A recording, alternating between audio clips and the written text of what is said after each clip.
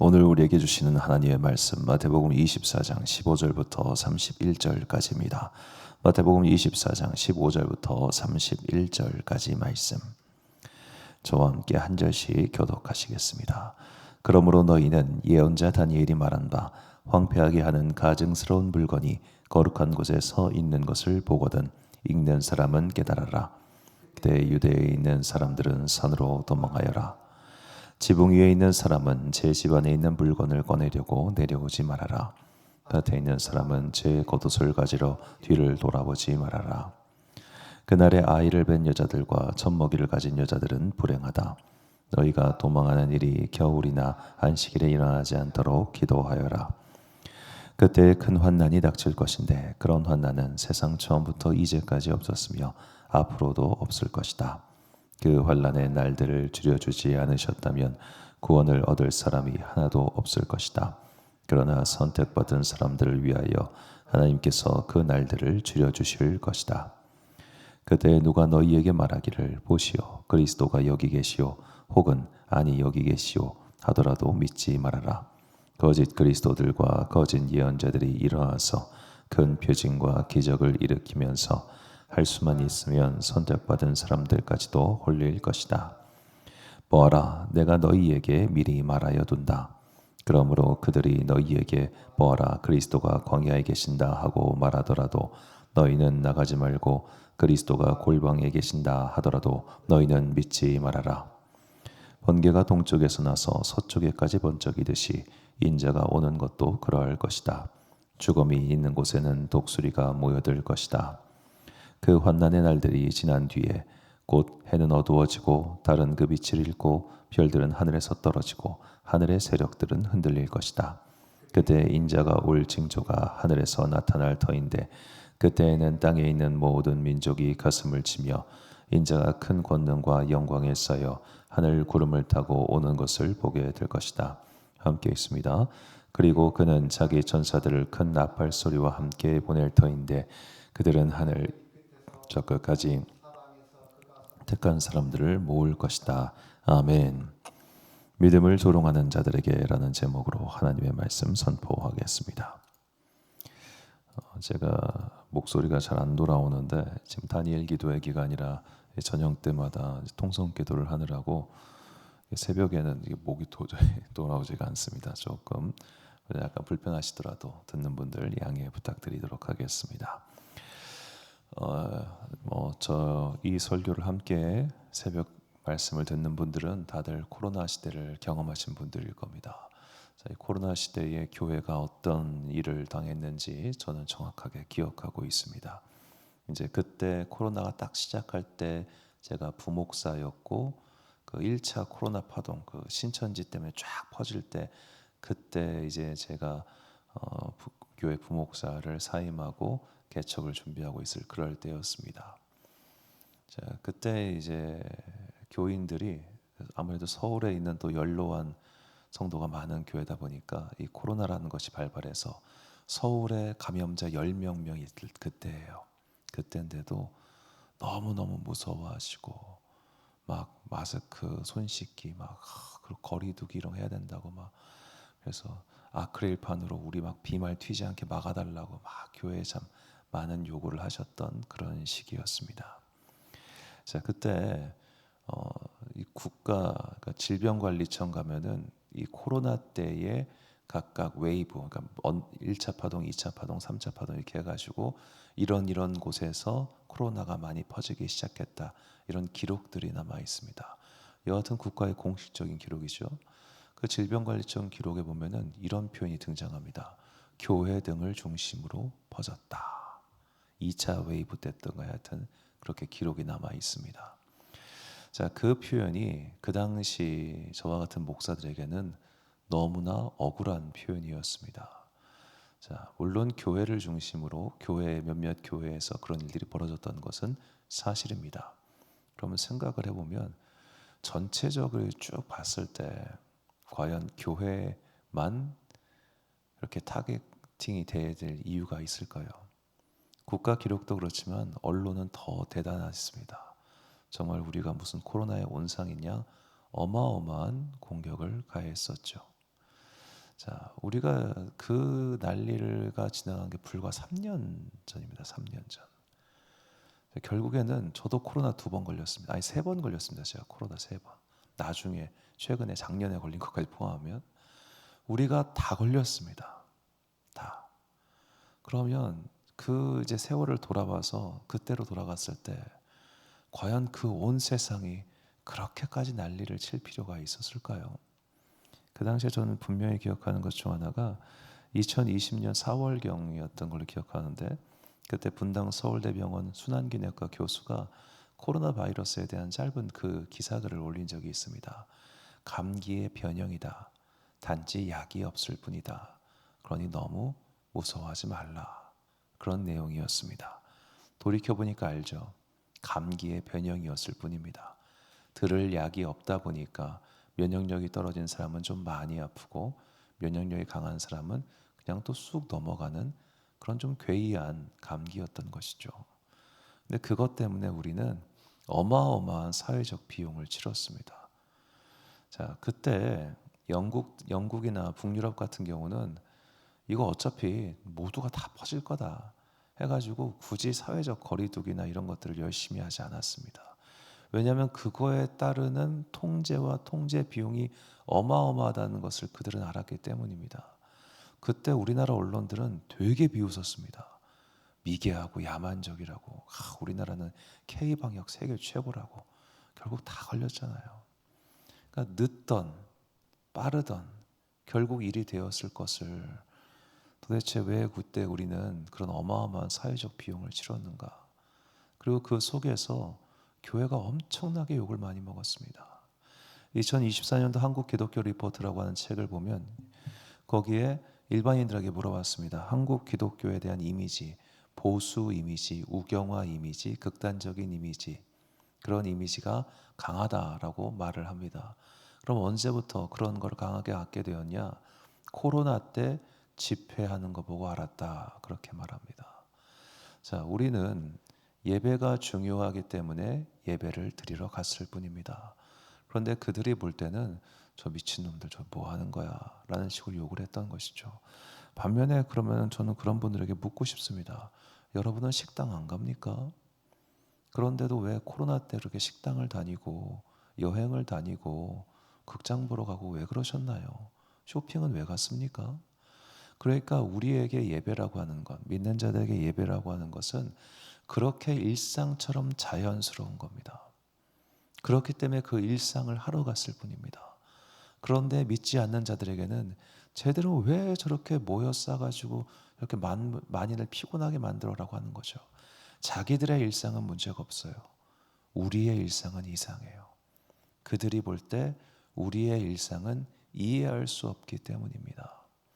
자, 그때 이후로 한국 사회뿐만 아니라 사실 전 세계에서 이 기독교회를 굉장히 조롱하는 문화가 많이 퍼집니다. 정말 많이 퍼졌습니다. 이제는 그 문화가 너무나 뿌리 깊어서 저희와 같은 기성세대들이야 잘 못 느끼겠지만 20대나 10대 젊은이들 가면은 이게 차이가 확 날 정도예요.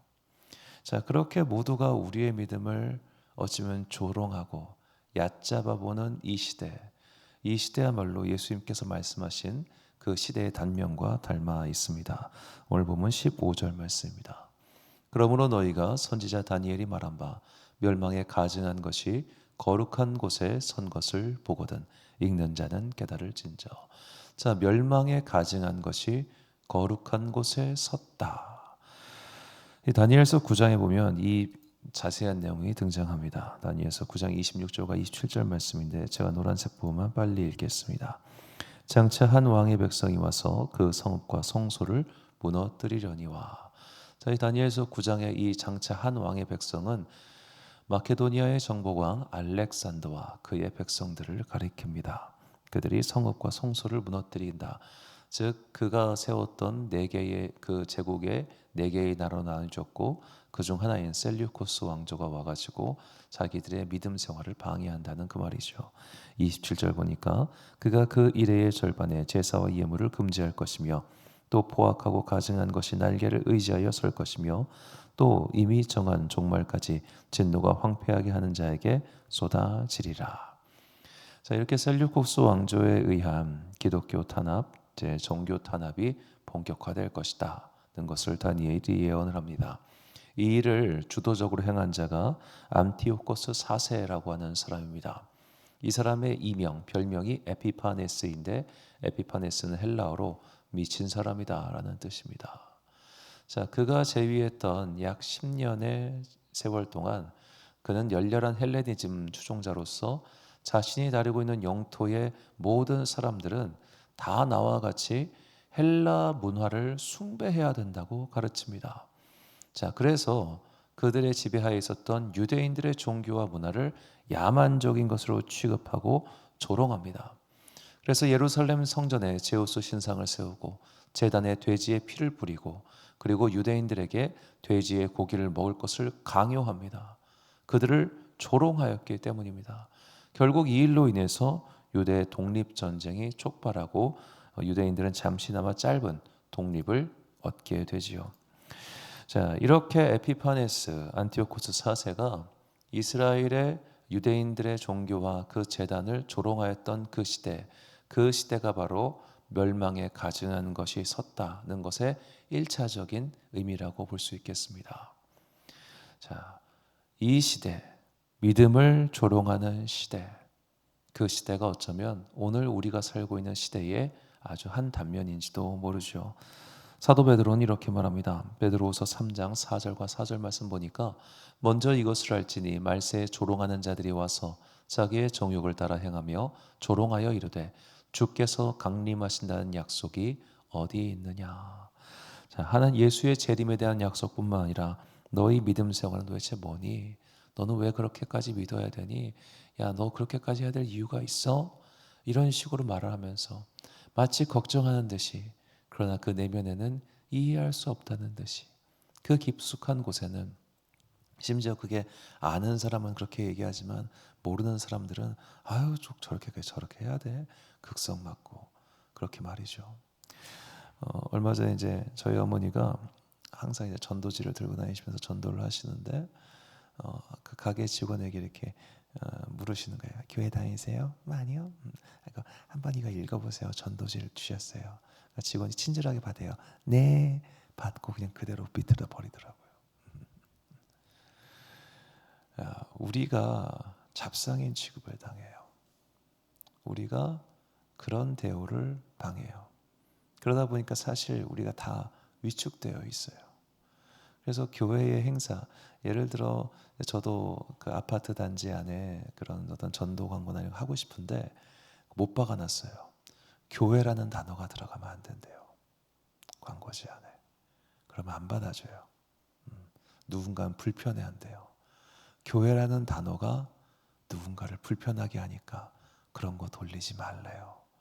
정말 손발이 꽉꽉 묶여 있는 듯한 그런 마음 진짜 많이 듭니다. 근데 이런 상황에서도 그냥 막 길거리 전도 열심히 하는 사람도 있죠. 신천지입니다. 그러니까 참 비교돼요. 쟤들은 왜 이렇게 이단인데 당당하고 우리는 그렇게 막 뭔가 보호받지 못하는 그런 일들을 많이 당할까. 뉴스가 때리고 어디가 때리고 뭐가 때리고, 학교 앞에서 전도랑 과자 나눠줬더니 그거 먹고 식중독 당했다고 고소하고, 무슨 과자를 먹고 식중독에 걸려요. 걔가 뭔가 다른 걸 먹었겠지. 그런데 그런 거 아무 필터링도 없이 MBC 뉴스에서 그냥 다 때려버리고, 그런 거 보면은 너무 속상해요. 자, 그런데 우리가 이렇게 우리의 믿음을 조롱하는 시대에 어떻게 이 시기를 넘어갈 수 있을까요? 바로 말씀을 통해서 넘어갈 수 있습니다. 시편 119편 50절과 52절 말씀을 보니까 이 말씀은 나의 고난 중에 위로라. 주의 말씀이 나를 살리셨기 때문이니라. 교만한 자들이 나를 심히 조롱하였어도 나는 주의 법을 떠나지 아니하였나이다. 여호와여, 주의 옛 규례들을 내가 기억하고 스스로 위로하였나이다. 아멘. 고난 중에 위로의 말씀, 옛 규례들, 즉 과거에 하나님께서 믿음의 사람들을 통하여 행하신 일들을 우리가 읽고 배우면서 아, 이 사람도 이런 어려움을 겪었구나. 이 시대에도 이런 어려움이 있었구나. 그러나 그 시대에도 사람들은 이렇게 믿음을 지켜냈구나. 그 이야기들을 우리가 이제 계승하는 겁니다. 우리가 뭔가 특별한 시대에 살고 있는 게 아닙니다. 우리가 뭔가 대단한 시대에 살고 있는 게 아닙니다. 시대의 양상이 조금씩 달라졌을지는 몰라도 본질적으로 어느 시대나 믿음을 조롱하는 사람들은 주류였습니다. 우리 믿음을 지키는 사람들은 어디까지나 항상 사회의 아웃사이더들이었습니다. 그런 사회의 아웃사이더들이 끝까지 믿음을 지킴으로 말미암아 결국에는 시대가 변했고 상황이 변했고 세상이 변했던 겁니다.